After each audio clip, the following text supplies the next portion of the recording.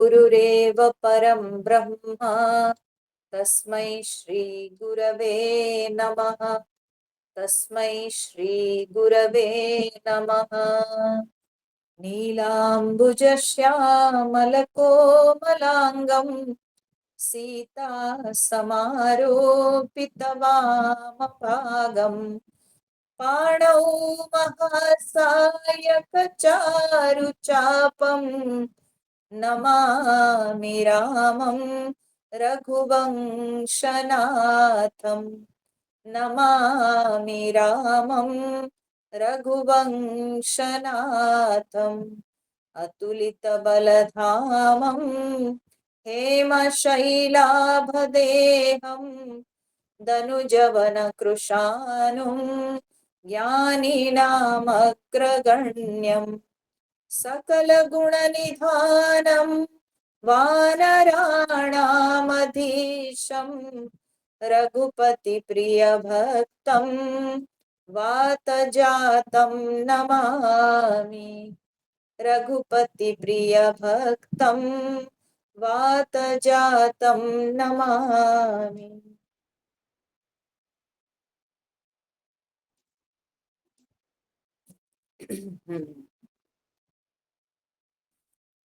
तो हम लोगों ने देखा कि काकभूषुंडी जी से गरुड़ जी एक सुंदर प्रश्न पूछे। बोलते हैं कि मुझे आप ये बताइए कि ज्ञान ही भगति अंतरकेता, कि ज्ञान और भक्ति में कितना अंतर है, वो मुझे आप कृपया समझाइए।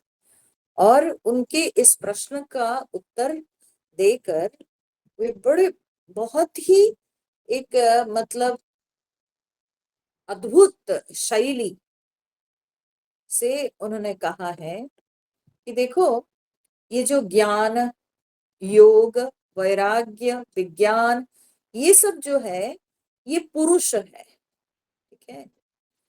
ये सब के सब जो है पुरुष है, तो भक्ति जो है स्त्री है, ठीक है। भक्ति स्त्री है और माया स्त्री है, और पुरुष जो है वो स्त्री के प्रति लालायित होता है, पुरुष स्त्री के प्रति आकर्षित होता है। इसलिए अनेकों बार ये ज्ञान से माने ज्ञान के भंडार या ज्ञान से परिपूर्ण बड़े पंडित लोग, बड़े विद्वान लोग, मुनि ऋषि लोग, वे लोग माया के प्रति आकर्षित होते हैं।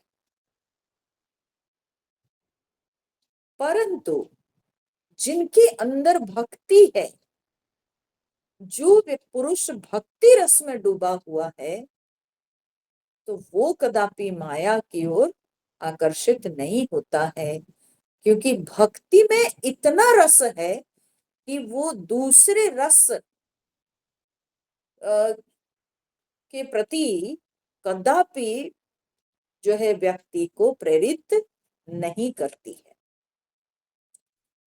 भक्ति खुद ही रसमयी है, और उस रसमयी भक्ति को जो प्राप्त कर लेता है, उसको संसार के रस के प्रति कोई आकर्षण रहता ही नहीं। और एक स्त्री कदापि अन्य स्त्री के प्रति लालायित होती ही नहीं। तो भक्ति या प्रीति जो है वो स्त्री है, और माया भी स्त्री है। तो इसलिए स्त्री कभी स्त्री के प्रति आकर्षित नहीं होती। तो भक्ति में कभी माया के प्रति आकर्षण होता ही नहीं। परंतु ज्ञान जिनके अंदर है, उनका पैर फिसलने का ऐसा मौका आ सकता है, और अनेकों बार ऐसे देखने को मिलता है। बड़े ज्ञानी पुरुष भी वे माया में डूब जाते हैं, और उनको जो है माया ग्रास करती है। तो ये बात उन्होंने कहा कि ये जो है ना, आप समझ लो कि भक्ति और ज्ञान में क्या अंतर है। अब ये बात कहने के पश्चात वो कहते हैं, काकभूषुंडी जी, कि मैं अब एक दूसरा रहस्य बता रहा हूं। ठीक है, भक्ति और ज्ञान में कितना अंतर है। अंतर है मतलब ऐसा नहीं कि दोनों कोई एकदम अलग अलग चीज है या दोनों का लक्ष्य अलग है, नहीं, दोनों का गंतव्य तो एक ही है। परंतु होता क्या है कि एक भक्ति की भावना में डूबा हुआ व्यक्ति के लक्षण क्या होता है, और ज्ञान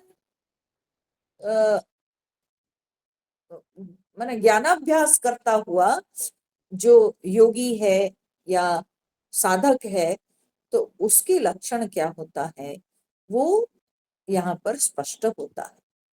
अब यहाँ पर वो कहते हैं कि देखो, भक्ति से क्या प्राप्ति होती है और कैसे भक्ति ही व्यक्ति को ज्ञान तक ले जाती है।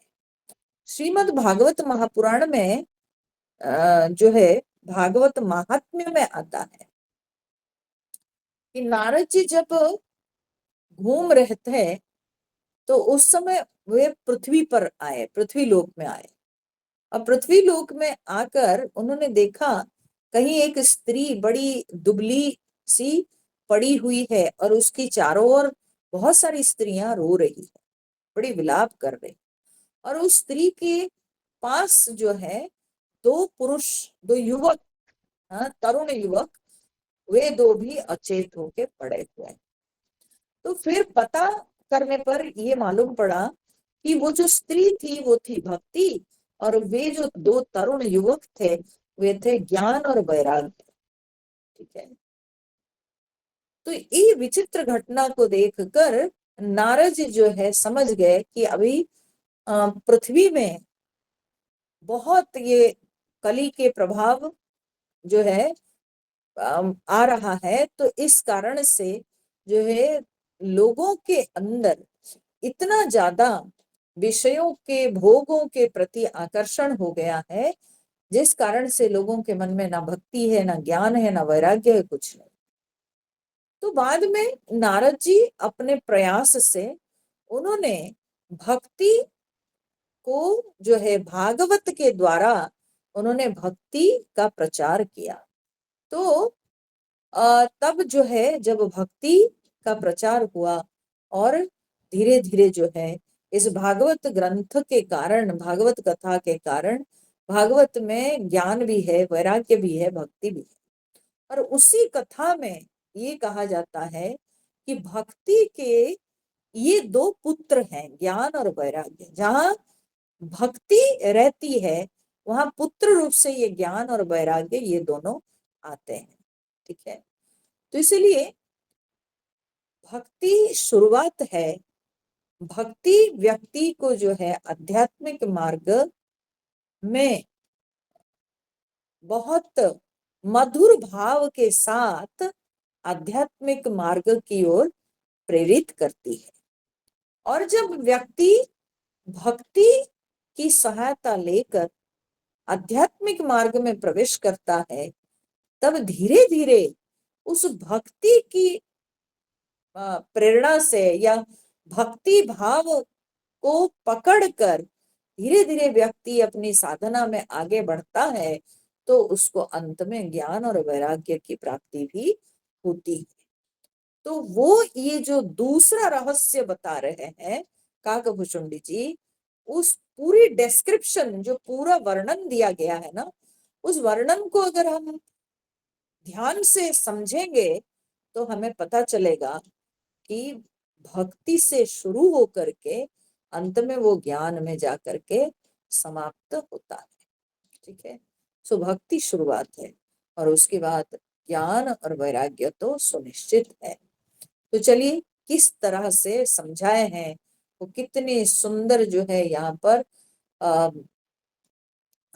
जो है ना दृष्टांत दे करके उन्होंने समझाया है। और उसको हम लोग देखेंगे, वो है आपका 116 नंबर दोहा के बाद।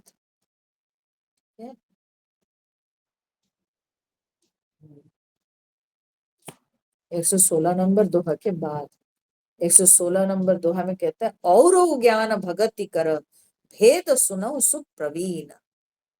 और एक भेद भी मैं बता रहा हूं, आप उसको ध्यान से सुनो। तो कौन सा भेद, कैसा भेद बता रहे हैं, वो हम लोग इसको पढ़ के जानेंगे। साधना के आरंभ बिंदु है भक्ति, ठीक है, और साधना का अंतिम सोपान है ज्ञान। तो वही यहाँ पर सूचित करते हैं। तो चलिए हम लोग पाठ करते हैं, फिर धीरे धीरे इसको समझेंगे। सुनहु तात यह अकथ कहानी, समुझत बनई न जाई बखानी। ईश्वर अंश जीव अविनाशी, चेतन अमल सहज सुख राशि। सो माया बस भयउ गोसाई, बंध्यो की रमर कट की नाई। जड़ चेतन ही ग्रंथि परि गई, जदपि मृषा छूटत कठिनई। तब ते जीव भयउ संसारी, छूटन ग्रंथि न होई सुखारी। श्रुति पुराण बहु कहे उपाय, छूटन अधिक अधिक अरुझाई। जीव हृदय तम मोह विशेषी, ग्रंथि छूट किमि परई न देखी। अस संजोग ईस जब करई, तबहु कदाचित सो निरुअरई। सात्विक श्रद्धा दे सुहाई, जो हरि कृपा हृदय बस आई। जप तप व्रत जम नियम अपारा, जे श्रुति कह शुभ धर्म आचारा। ते तृण हरित चरे जब गाई, भाव बच्चसि सुपाई पेनाई। नोई निवृत्ति पात्र विश्वास, निर्मल मन अहीर निज दासा। परम धर्ममय पय दुहि भाई, अवटे अनल अकाम बनाई। तोष मरुत तब क्षमा जुड़ावे, धृति सम जावनु देई जमावे। मुदिता मथै विचार मथानी, दम अधार रजु सत्य सुबानी। तब मथि काढ़ी ले नवनीता, विमल विराग सुभग सुपुनीता।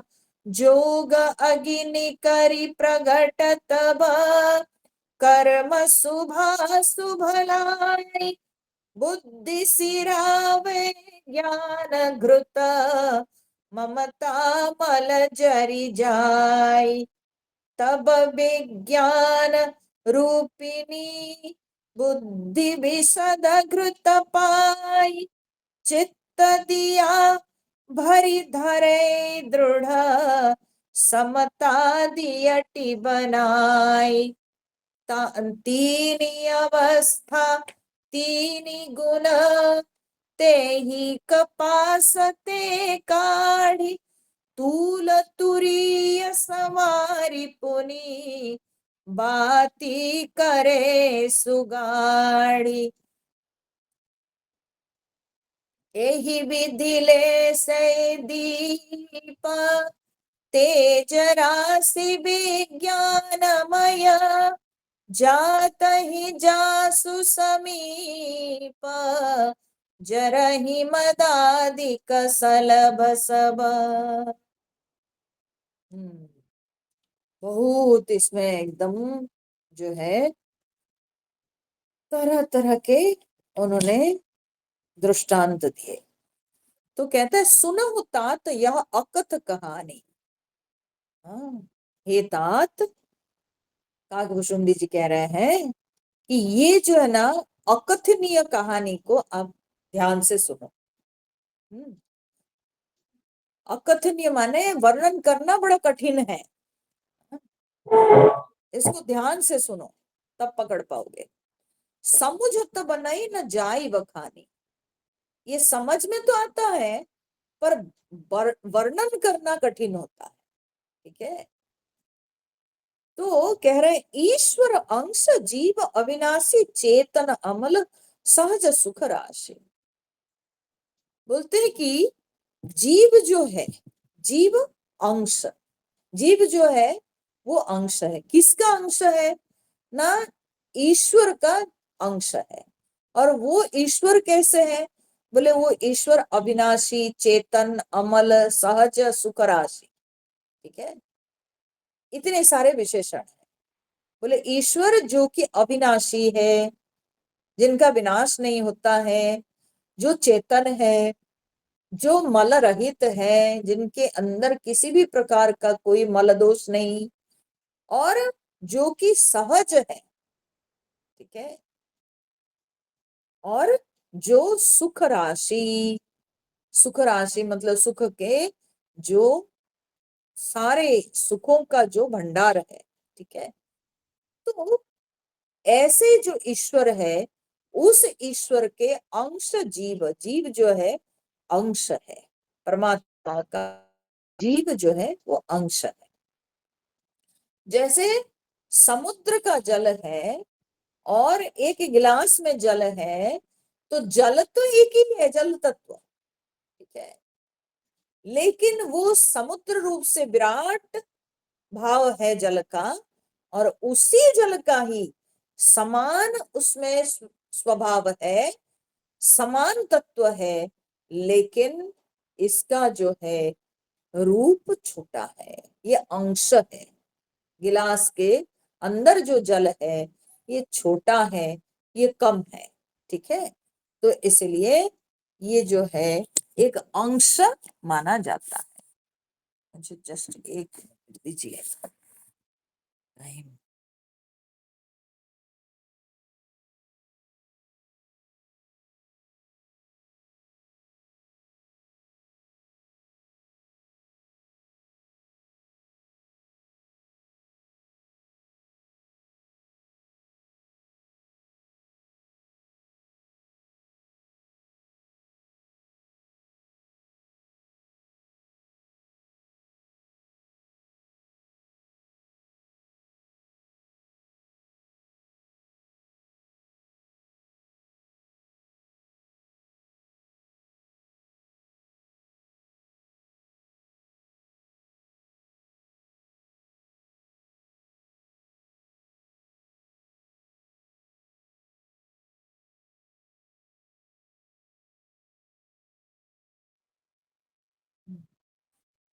क्या होता है, गार्ड का आने का समय हो जाता है, इसी समय गार्ड होता है, वो बेल बजा रहा है। तो कह रहे हैं कि ईश्वर अंश जीव अविनाशी चेतन अमल सहज सुख राशि। तो जो ईश्वर का स्वभाव है वही जीव का स्वभाव है, लेकिन इसका जो है उपाधि, हाँ, ये छोटा, छोटी उपाधि। ठीक है, तो इसलिए इसको अंश कहा जाता है। सो माया बस भयो गोसाई, बंध्यो कीर मरकट की नाई। तो कहते हैं कि वो माया के वशीभूत होकर, हाँ, जैसे कीर मरकट, मतलब कीर मतलब तोता, तोता और वानर के समान ये जो है ना नाचता रहता है। कौन? जीव। ठीक है, स्वभाव से जीव भी अविनाशी है, स्वभाव से जीव भी जो है सुखों का भंडार है, जीव भी पवित्र है, चेतन है, सब कुछ वही है। परंतु ये उसकी उसकी अज्ञानतावश वो जो है ये माया के अधीन हो जाता है, और तब वो तोता मरकट के समान या वानर के समान जो है वो नाचता ही रहता है। जड़ चेतन ही ग्रंथि परी गई, यद्यपि मृषा छूटत कठिनाई। इस तरह से हुआ क्या ना, जड़ चेतन में गांठ बन गई। ठीक है, जो जीव है वो चेतन है, वो चेतना है, और उसका आकर्षण जब जड़ तत्व के प्रति हो जाता है, तो इस तरह से जो माया की जो वस्तुएं हैं, तो प्रकृति की जो वस्तुएं हैं, पदार्थ हैं, उनके प्रति जब इसका आकर्षण हो जाता है, तो इस तरह से चेतन और जड़ में एक गांठ बन गई, माने संबंध। ठीक है, तो चेतन और जड़ ये दोनों जो है मिल गए, और बोलते यद्यपि मृषा, यद्यपि ये मिथ्या है, ये गांठ जो है ये मिथ्या है। क्यों? क्योंकि जड़ के साथ चेतन का क्या संबंध है? जड़ तो जड़ है, चेतन तो चेतन है। जड़ का गुण चेतन के अंदर नहीं, चेतन का गुण जड़ के अंदर नहीं। जड़ तत्व अलग है, चेतन तत्व अलग है, तो दोनों का संबंध कैसे हो सकता है? दोनों का कोई संबंध नहीं। लेकिन फिर भी, जैसे आपको एक उदाहरण मैं देती हूँ, जैसे वो जो एक लोहा का बॉल, लोहा का बना हुआ एक लौह पिंड, आप मान लो एक लौह पिंड, ठीक है, उसको जब हम लोग आग में डाल देते हैं, चूल्हा के अंदर डाल के जो है खूब, हाँ, आग जलाते हैं, तो कुछ देर के बाद वो जो लौह पिंड, जो कि जब ठंडा था वो काला दिख रहा था, लेकिन कुछ देर जब वो आग में तपने लगा, उसके बाद वो कैसे दिखता है? लाल रंग का हो जाता है, रेड कलर, जो कि फायर का कलर है। ठीक है, अग्नि का रंग। लेकिन असलियत में का रंग क्या है ना, काला होता है। लोहा काला रंग का होता है, परंतु अब क्या हुआ ना, वो लोहा और अग्नि में संबंध बन गया, दोनों में गांठ पड़ गई।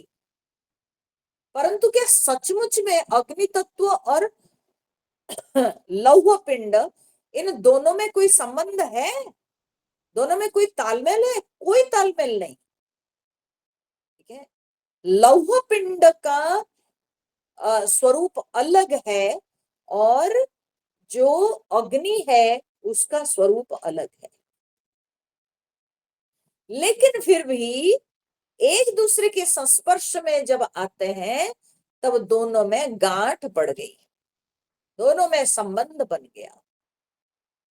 तो इस तरह से ये जड़ चेतन, ये दोनों जो है एक दूसरे के साथ ये जुड़ गए। तो इसलिए यहां पर कहते हैं कि ये यद्यपि मृषा, यद्यपि ये मिथ्या है, ये संबंध मिथ्या है, लेकिन फिर भी बोलते हैं कि छूटत कठिनाई। यद्यपि मिथ्या संबंध है, यानी दोनों के स्वभाव में कोई मेल नहीं है, लेकिन फिर भी ये मिथ्या संबंध भी इतना दृढ़ हो जाता है कि छूटत कठिनाई, ये छूटना बड़ा कठिन होता है। ठीक है, ये जो गांठ पड़ गई, ये गांठ खुल खोल खुलना ये बहुत कठिन है। ठीक है, तो तब ते जीव भयउ संसारी, माने जब से ये जीव इस माने अज्ञानतावश वो जो माया के पदार्थ, माया की वस्तुएं जो है उनके साथ उसका आकर्षण हो गया, तब से बोलते हैं जीव भयो संसारी, जीव तब से संसारी कहलाता है। ठीक है, था तो वो ईश्वर, लेकिन जड़ पदार्थों के साथ अपना संबंध बनाकर वो जो है अब संसारी कहलाता है। तब ते जीव भयो संसारी, छूटन ग्रंथि न होई सुखारी। अब उसकी गांठ खुलती नहीं, उसकी गांठ गांठ छूटती नहीं, और वो कभी सुखी हो ही नहीं पाता है। तो श्रुति पुराण बहु कहे उपाई, छूटन अधिक अधिक अरुचाई। और वेद पुराणों ने तो बहुत प्रकार के उपाय दिए हैं, बताए हैं, हाँ? परंतु ये जो बंधन है, ये बंधन खुलेगा क्या, बल्कि और उलझता जाता है। ठीक है, ये और उलझता चला जाता है। और फिर जीव हृदय तम मोह विशेषी, जीव के हृदय में अज्ञान रूपी अंधकार जो है वो विशेष रूप से छा रहा है। ग्रंथि छूट कि मैं परई न देखी, और इसे गांठ तो बोलते कि दिखाई नहीं पड़ती है, तो छूटेगी कैसे। ठीक है, ऐसी परिस्थिति हो गई। वो जो अज्ञान रूपी अंधकार, वो अंधकार में जीव फंसता चला जाता है। ठीक है, फंसता चला जाता है। और उस अज्ञान अंधकार में जब गांठ दिखती ही नहीं,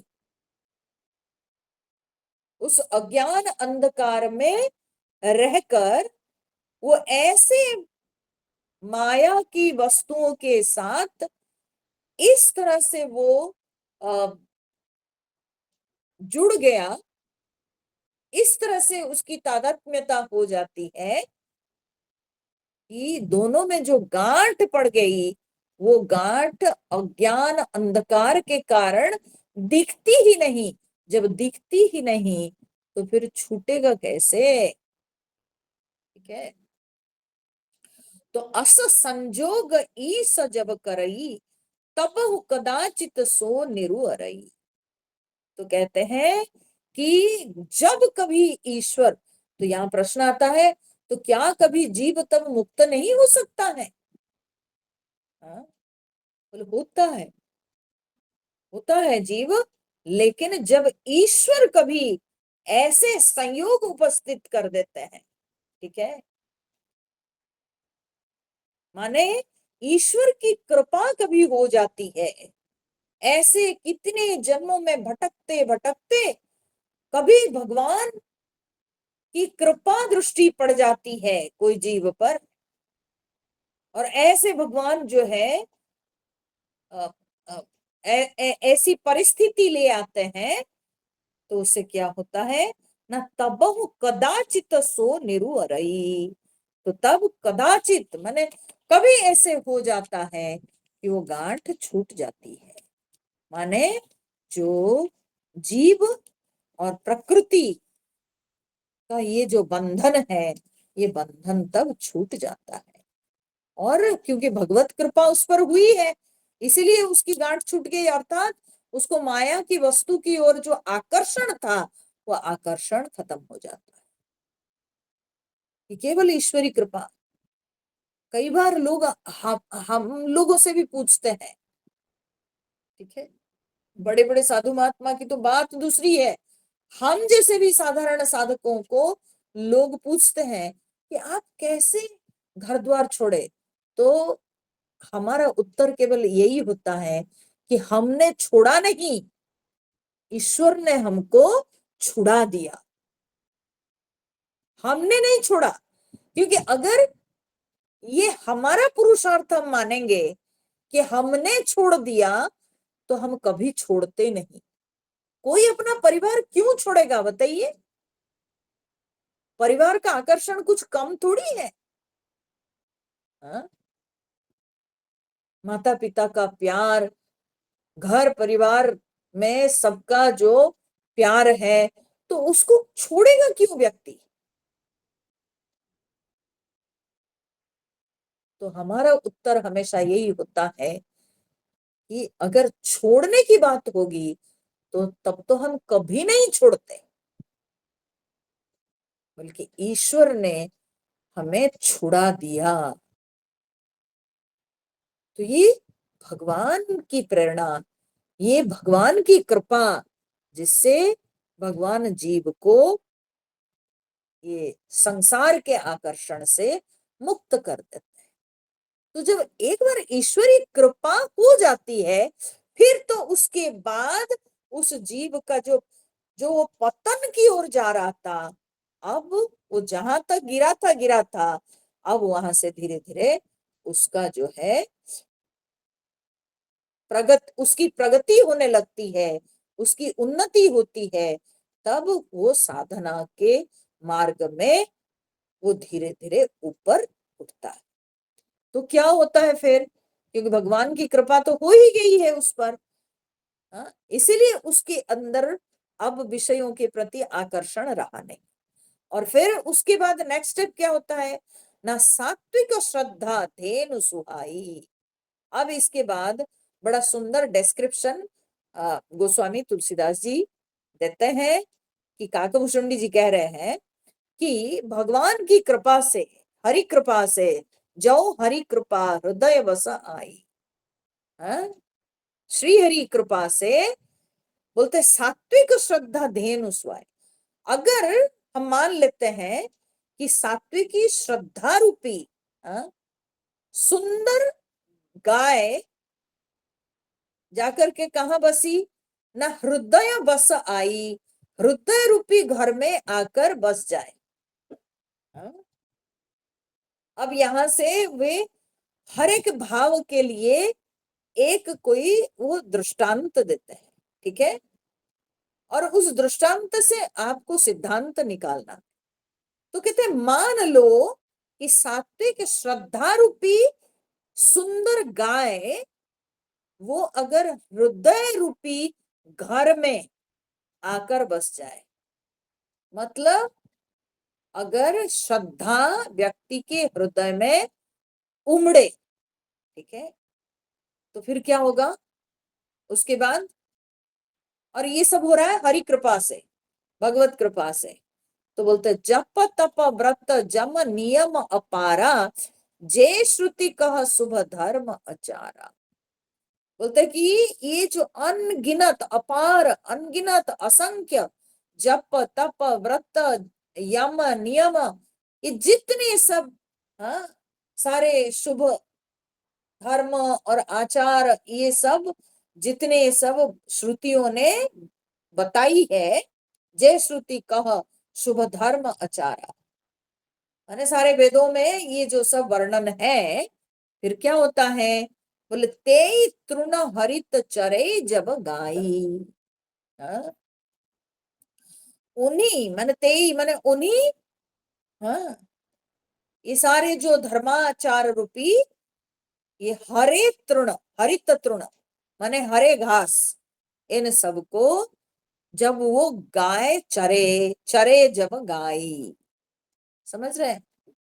जब श्रद्धा रूपी गाय व्यक्ति के हृदय रूपी गृह में, हृदय रूपी घर में आकर के बस जाए, तो क्या होगा, हाँ? व्यक्ति के हृदय में जब श्रद्धा आ जाती है भगवान के प्रति, हाँ? क्योंकि उसके ऊपर भगवान की कृपा हो गई, अब उसको भगवान के प्रति आकर्षण बनने लगा। तो जब उसको भगवान के प्रति श्रद्धा हो जाती है, तो ये सब जो धर्माचार, क्या है सब धर्माचार, तो बोलते हैं जप तप व्रत यम नियम, ये सब जो सब हाँ विभिन्न प्रकार के धर्माचार, ये धर्माचार को मान लो कि ये सब जैसे कि घास है, घास।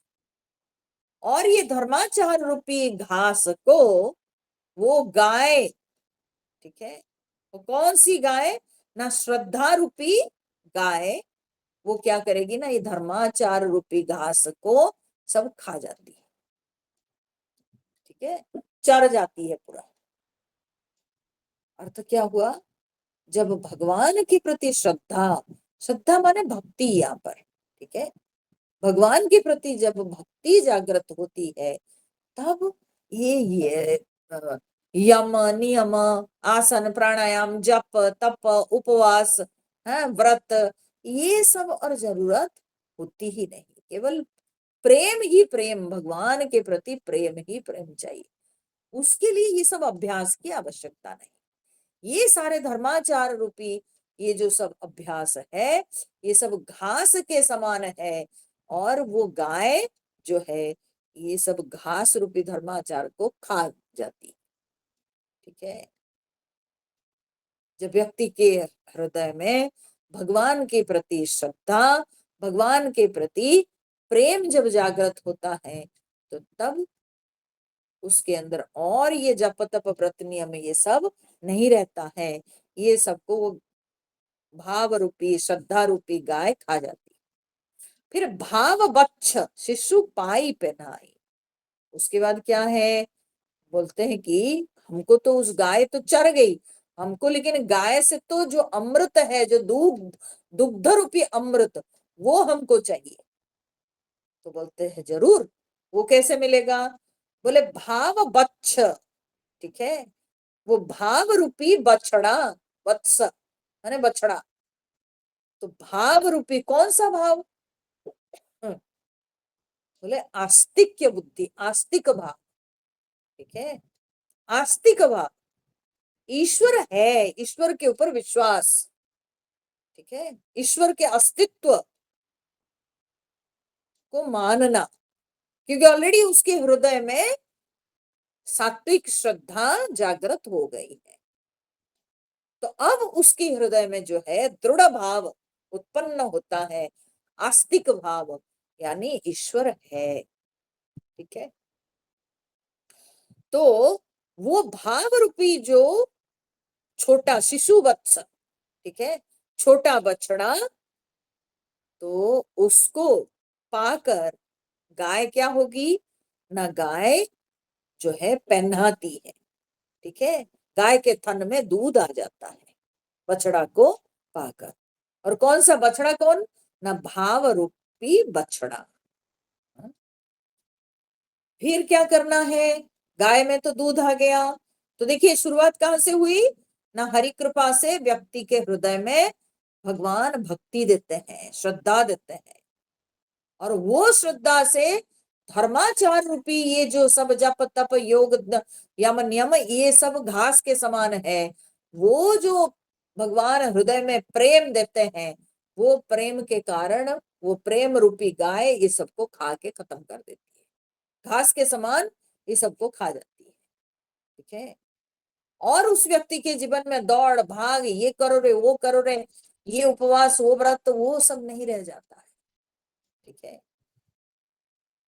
वो एक बहुत सिंपल लाइफ लीड करता है, और उससे उसके मन में कोई और विषय वस्तु की कामना नहीं, अभिलाषा नहीं, और जो समय उसके पास रहता है वो हर समय भगवान को ही स्मरण करता है, भगवान के प्रति उसका प्रेम हमेशा बना रहता है। फिर उसके बाद उसको भाव रूपी बछड़ा, अस्तिक भाव रूपी बछड़ा मिल जाता है। फिर वो बछड़ा को देखकर गाय के थन जो है पहनाता है। फिर नोई निवृत्ति पात्र विश्वासा।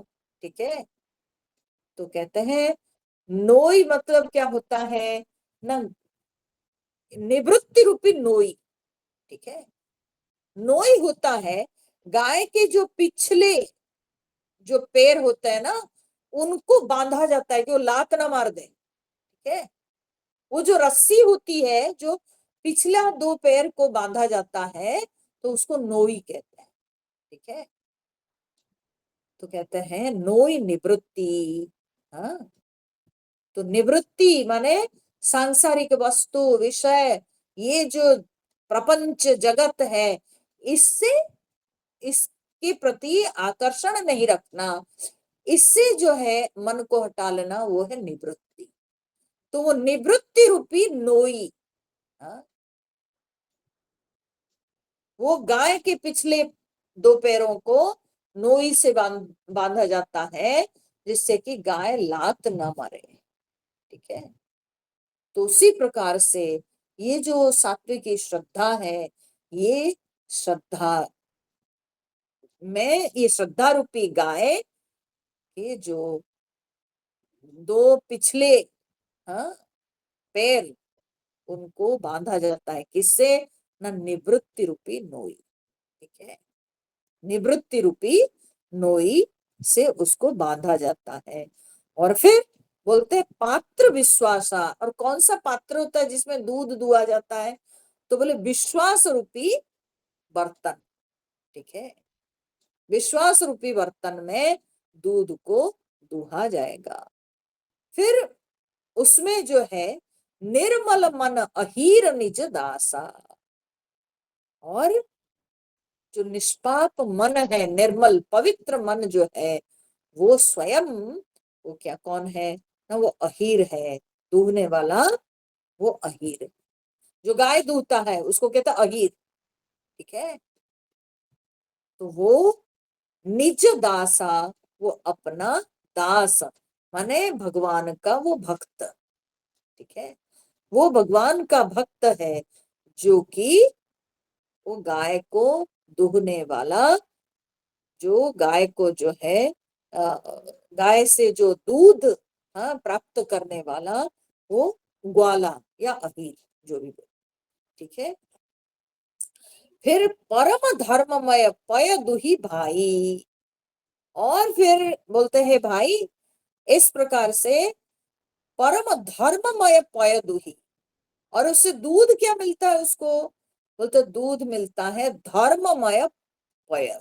ठीक है, अर्थात जो है उसको इस श्रद्धा से, ठीक है, श्रद्धा से, और भाव रूपी बछड़ा उसके निकट है, और फिर उसके अंदर निवृत्ति रूपी रस्सी, ठीक है, जिससे वो फिसल ना जाए, जिससे वो जो है कभी उसके अंदर क्या बोलते हैं, माने इनडिसिप्लिन ना आए। गाय लात मारती है मतलब क्या है? गाय अपने मालिक को समझ नहीं पाती है तो लात मार देती है।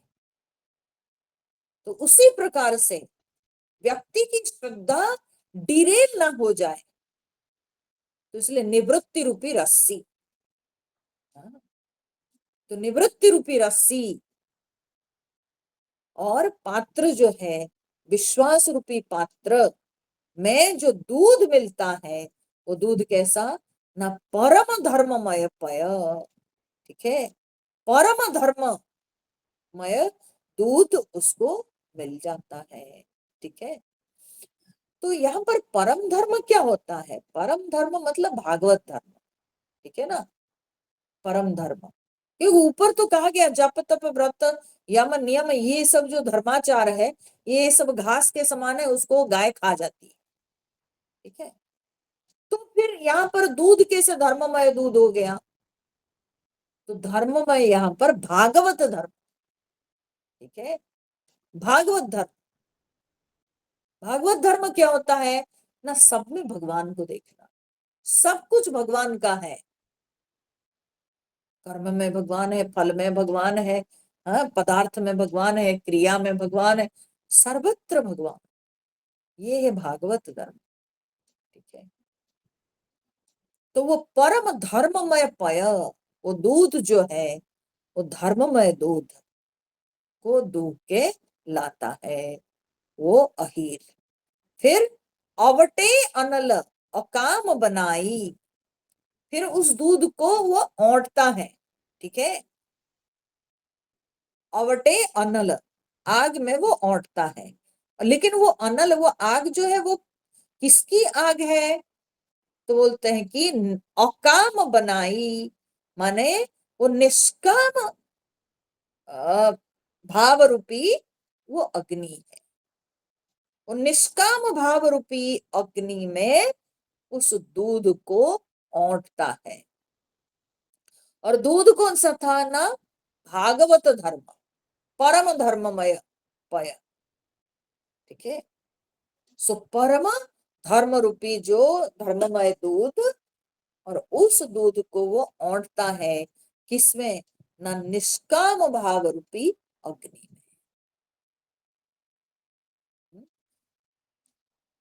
निष्काम भाव रूपी अग्नि में ये जो है ना दूध को वो औंटता है। फिर दूध को औंटने के बाद क्या होगा ना, तोष मरुत तब क्षमो क्षमा जुड़ावे। फिर तोष और क्षमा, तोष माने संतोष, संतोष और क्षमा रूपी मरुत, मरुत मतलब हवा, हाँ? संतोष और क्षमा रूपी हवा से वो जो दूध गर्म किए औटे, उसके बाद जुड़ावे, उसको शीतल करना, उस दूध को, ठीक है, उस दूध को ठंडा करना। और वो हवा कौन सी हवा? तो बोलते हैं कि एक है संतोष, एक है क्षमा, माने क्षमा। संतोष और क्षमा रूपी हवा के द्वारा उस दूध को, वो गर्म दूध को ठंडा किया जाता है। फिर ध्रुति सम जावनु दे जमावे। उसके बाद क्या है? बोले कि ध्रुति और समता, ठीक है, धैर्य और समता रूपी जावनु दे जमावे, उसमें जावन डाले, उस दूध में। कौन सा जावन? ना ध्रुति और समता, ठीक है। दूध को जामन डाल देने से, दूध में दही का जामन डालते हैं तो दूध जम जाता है। पहले दूध जो एकदम लिक्विड होके बह जाता था, अब वो जब दही हो जाता है, वो जो है उस तरह से पतला तरल द्रव्य होके वो नहीं रहता है, बल्कि उसके अंदर जो है थिकनेस आ जाता है, वो बहता नहीं, ठीक है, जब दही बनाया जाता है। तो ध्रुति सम जावन, तो बोले धैर्य और समता रूपी जामन उसमें डालना है। दे जमावे, ये डाल करके, ये जामन दे के दूध को जमा दिया जाए, ठीक है, जमा दिया जाता है। फिर क्या? ना मुदिता मथई विचार मथानी। फिर मुदिता माने प्रसन्नता, उसके बाद प्रसन्नता रूपी वो कमोरी में, हाँ, विचार मथानी, तत्व विचार रूपी वो जो चर्निंग रॉड होता है, मथानी, ठीक है, तत्व विचार रूपी मथानी। और कमोरी कौन सा है? बोले प्रसन्नता रूपी कमोरी में, तत्व विचार रूपी मथानी में, फिर दम आधार, हाँ, दम माने इंद्रिय नियंत्रण, तो इंद्रिय नियंत्रण रूपी, हाँ, बोलते हैं कि आधार, ठीक है, जो आधार के ऊपर वो हांडी रहती है, ठीक है, तो बोले दम रूपी आधार पर रज्जु सत्य सुबानी, हाँ? और वो जो हम मथानी को घुमाएंगे, वो जो रस्सी का व्यवहार होता है, वो रस्सी यहाँ पर क्या है?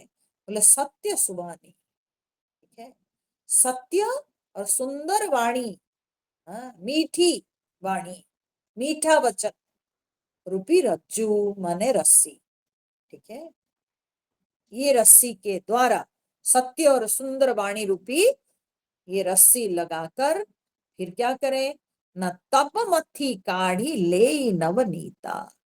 उसके बाद जब वो दही को पूरा, हाँ, मथते हैं मथानी के द्वारा, उसको मथ करके तब उसमें से बोलते हैं कि विमल विराग सुभग सुपुनीता नवनीता।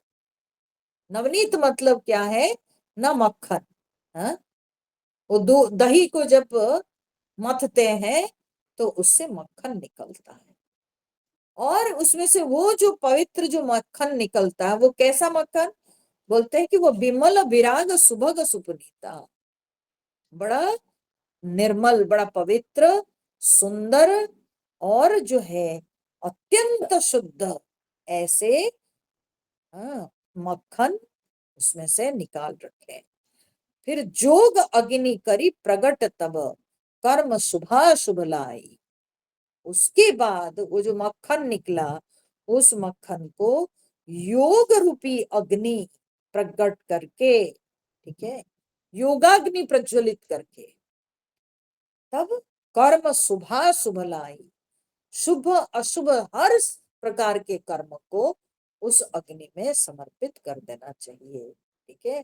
शुभ शुभ कर्म रूपी ईंधन, ईंधन जलाकर, ठीक है, पूरी तरह से उन कर्मों को पूरा राख कर देना है। ईंधन के रूप से अगर डाल देंगे चूल्हा में तो एक समय के बाद तो वो लकड़ी जल के राख हो ही जाएगी। तो वही यहाँ पर देते हैं कि वो जो है शुभ अशुभ कर्म रूपी ईंधन को आप जला दो। फिर बुद्धि सिरावे ज्ञान घृत ममता मल जरी जाए। जब ममता मल जरी जाए, ममता रूपी मल जब जल जाता है, जल जाए, तब फिर क्या करना है? बोले बुद्धि सिरावे ज्ञान घृत, बोले ज्ञान रूपी घी को बुद्धि से ठंडा करें। वो घी जो निकलता है, मक्खन से जो घी निकाले, तो वो घी गर्म है, तो अब उस घी को ठंडा कैसे करेंगे? तो बोले ठंडा करेंगे ज्ञान रूपी घी को बुद्धि से ठंडा करें, ठीक है, बुद्धि विवेक से उसको ठंडा करें। क्योंकि बुद्धि के अंदर वो सूक्ष्मता है, वो तर्क है, जो कि वो बुद्धि दे करके तब सारे द्वंद्व को वो समाप्त करती है। और इस तरह से जो है शुद्ध घी, जो कि व्यवहार करने योग्य, ऐसा शुद्ध घी व्यक्ति को प्राप्त होता है। तो तब विज्ञान रूपिणी बुद्धि विशद घृत पाई। तो बोले कि तब क्या है ना, विज्ञान रूपिणी जो बुद्धि है वो विशद घृत पाई, निर्मल घी को प्राप्त करके चित्त दिया भरी धरे दृढ़ समता दियटी बनाई। तब चित्त क्या किया, मन क्या किया, इस निर्मल घी को पाकर उससे चित्त रूपी दिया को भरकर, वो घी से हमको फिर क्या करना है ना, दिया जलाना है। तो उस घी से हमको दिया जलाना है।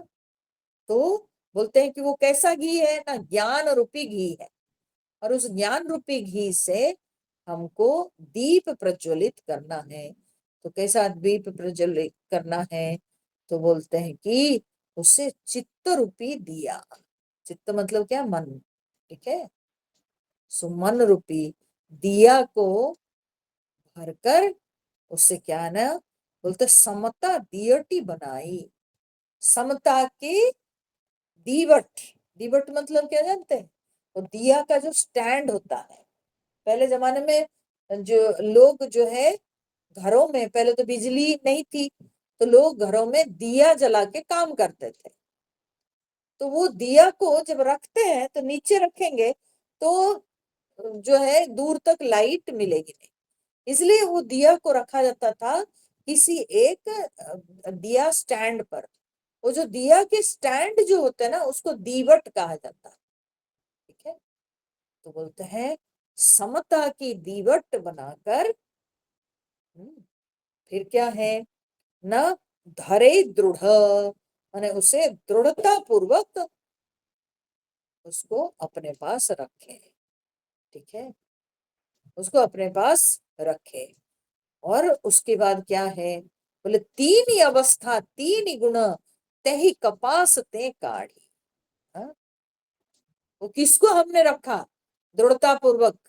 मन रूपी माने मन रूपी दिया को जलाकर समता रूपी दीवट के ऊपर वो दिया को रख के, बोलते हैं कि उसको रखे, किसको रखे ना, वो ज्ञान को, वो जो विज्ञान रूपिणी बुद्धि, वो जो ज्ञान है, तो उस ज्ञान को अपने पास रखे। और उसके बाद बोलते हैं वो ज्ञान से क्या होता है ना, तीन ही अवस्था तीन ही गुण ते कपास ते काढ़ी। ये तीनों अवस्थाएं और ये जो तीन गुण, सत्वगुण रजोगुण तमोगुण, और ये जो व्यक्ति के दैनंदिन जीवन में जो अनुभव होते हैं, तीन अवस्थाएं, जागृत अवस्था, स्वप्नावस्था, सुषुप्ति अवस्था, ये जो तीन अवस्थाएं, ये तीन गुण ते ही कपास ते काढ़ी है। बोले कि ये तीनों गुणों रूपी कपास से, त्रिगुणात्मिका है ना, सतोगुण रजोगुण तमोगुण रूपी कपास रुई, हाँ कपास से फिर क्या करें, न तूल तुरीय सवारी पुनी पाती करे सुगाड़ी। तो कहते तूल तुरीय, तूल मतलब रुई, ठीक है, तो तुरीय अवस्था रूपी रुई को निकालकर पुनी बाती करे सुगाड़ी, फिर उसे उसको समार करके, हाँ वो रुई तो एज इट इज जलाने से नहीं होगा, उसको फिर बनाना पड़ता है बत्ती उससे, ठीक है, तो उसी को बोलते हैं संवार कर उसको, ठीक है?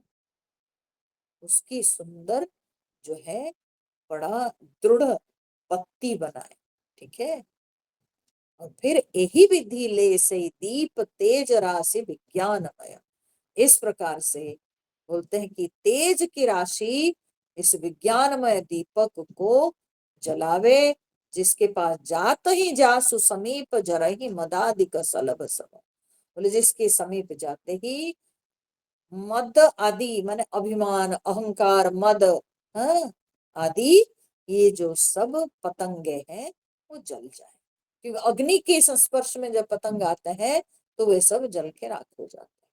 तो ये जो सब पतंगे हैं ये सब के सब उसके समीप जाते ही, कौन से ना विज्ञानमय दीपक जो जला के रखे हैं उस विज्ञानमय दीपक के पास जाकर ये सारे पतंगे ये सब के सब जल के नष्ट हो जाए, ठीक है। तो आगे और भी वर्णन है, तो आप इसमें एक चीज खाली पकड़ के रखिएगा, ये तो बहुत सारे जो है दृष्टांत दिए गए, कैसे कैसे होता है सब पूरा प्रोसेस जो, हाँ घी बनाने का जो प्रोसेस है वो दिया गया, लेकिन इसकी शुरुआत होती है श्रद्धा भक्ति से, ठीक है, श्रद्धा भक्ति से शुरुआत होती है, और वो भक्ति रूपी जो गाय हृदय में, हृदय रूपी घर में आके बस गई, वहीं से धीरे धीरे धीरे धीरे अन्य सारे भाव व्यक्ति के जीवन में आने लगते हैं, और अंत में आकर के उसको घी रूपी ज्ञान की प्राप्ति होती है, ठीक है। तो ये वहां से शुरुआत हुई, भक्ति से शुरुआत हुई, और बाद में जो है वो ज्ञान में समाप्त होता है। तो भक्ति माता है और ज्ञान और वैराग्य जो है वो पुत्र है, वो बाद में आता है। जिसके अंदर भक्ति है उसको निश्चित रूप से उसकी ये जो कमी है, ज्ञान की जो कमी है, वो पूर्ति हो ही जाती है, ठीक है। तो इस तरह से वे बहुत सारे दृष्टांत दे करके पूरी तरह से घी बनाने की जो प्रक्रिया है उस प्रक्रिया को अपने ध्यान में रखकर उन्होंने ये सारी बातें बताई। अब आगे फिर क्या होता है, हाँ अभी पूरी प्रक्रिया समाप्त नहीं हुई है, घी तो खैर मिल गई, लेकिन केवल घी मिलने से नहीं होगा ना, फिर आगे क्या होता है वो हम लोग फिर अगले सत्संग में, मैंने अगले सप्ताह देखेंगे। ये सप्ताह के लिए तो हो गया, क्योंकि कल है बृहस्पतिवार, बृहस्पति और शुक्रवार भगवत गीता का प्रवचन हम लोग सुनेंगे, ठीक है। तो इसलिए कल परसों भगवत गीता क्लास होगा। अब रामायण का जो आगे का पोर्शन फिर हम लोग अगले सप्ताह देखेंगे। एक एक जो है ना चीज उसको समझना पड़ता है, और उसके अंदर बहुत डेप्थ है। यद्यपि लग रहा है कि अरे मात्र तो और 20-30 पेज है रामचरितमानस में, रामचरितमानस समाप्त होने के लिए, लेकिन वो इतने आसानी से समाप्त नहीं होता है, क्योंकि उत्तरकांड में पूरा ज्ञान का विषय है, विचार का विषय है। इसलिए जब विचार का विषय आता है ना तो तब स्लो हो जाता है, तब धीरे धीरे समझना पड़ता है। तो ठीक है, हम लोग आहिस्ता आहिस्ता समझेंगे। और इसको अच्छी तरह से जाने। और मेरी इच्छा है कि ये रामचरितमानस समाप्त हो जाने के बाद, मैंने कहा था भी एक बार आप सभी को कि मैं वाल्मीकि रामायण के उत्तरकांड लेना चाहती हूँ, और कोई कांड नहीं, केवल उत्तरकांड। उसके कारण है कि हम थोड़ा सा जो है वाल्मीकि रामायण के अंतिम भाग को पढ़ेंगे तो हमको लवकुश के विषय में पता चलेगा, हमको राम जी के अंत कैसा हुआ उसका भी ज्ञान। इसलिए मैं चाहती हूँ, क्योंकि रामचरितमानस में वो सब आया नहीं। राम जी लौट के आए, राम राज्य हुआ, फिर राम जी लौट भी जाते हैं अपने अवतार समाप्त करके, वो कथा रामचरितमानस में नहीं है। तो ये संपूर्ण कथा नहीं हुई, खाली राम जी आ गए, सीता माता को जो है रावण के चंगुल से मुक्त करके फिर राजा बन गए, बस इतना। लेकिन और आगे तो कुछ है नहीं। लेकिन मन में शंका रहती है ना कि राम जी का फिर आगे क्या हुआ। तो उसमें जो कथाएं आती है कि सीता जी फिर किस तरह से फिर धरती माता की गोद में चली जाती है, लव कुश पैदा होता है, वो जो रोचक कथाएं हैं वो वाल्मीकि रामायण में आती है। तो इसलिए मैं चाहती हूँ कि मैं वाल्मीकि रामायण से वो पोर्शन को पढ़ूं। संपूर्ण वाल्मीकि रामायण नहीं पढ़ाऊंगी, लेकिन ये पोर्शन को मैं पढ़ाऊं। ठीक है। बहुतों के मन में ये शंका उठ रही है, ये खत्म होने के बाद और क्या है पढ़ेंगे। रामायण की कथा अभी थोड़ी समाप्त हुई है। रामायण की कथा हम लोग फिर वाल्मीकि रामायण में देखेंगे। ठीक है। हरि ओम नारायण। श्री राम जय जय राम।